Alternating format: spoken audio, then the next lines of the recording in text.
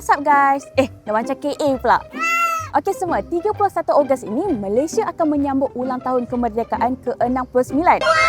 Jadi, saya nak tanya rakyat Malaysia satu soalan yang sangat mudah tapi mungkin jawapannya tak semudah itu. Apa soalannya tu? Mana mai depa ni? Saya nak minta orang ramai untuk sambung ayat ni untuk Malaysia daripada saya. Menarik kan? Macam surat cinta untuk negara. Menarik? Menarik kan? Jom kita tanya orang ramai. Kat belakang ni mana mai pun tak tahu.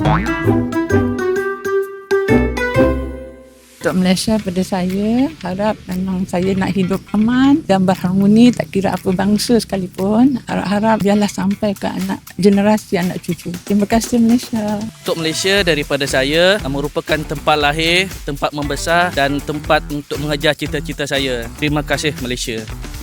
For me, for Malaysia, right, because I'm living in Malaysia already 31 years. So for me, I'm really proud of that.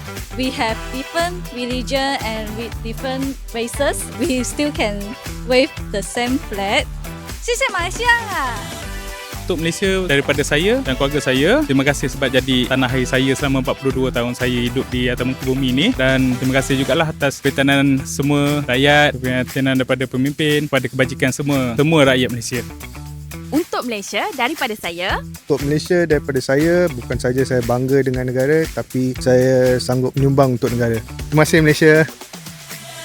Untuk Malaysia daripada saya, semoga negara kita semakin maju, berkembang, boleh saing dengan negara-negara lain dan boleh jadi negara yang terbaik di Asia. Terima kasih Malaysia. Baiklah, kita dah dengar beberapa jawapan yang berbeza.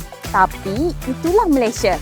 Kita semua ada yang diharapkan, dihargai dan ingin disumbangkan kepada negara tercinta ini. Jadi, sekarang giliran anda pula.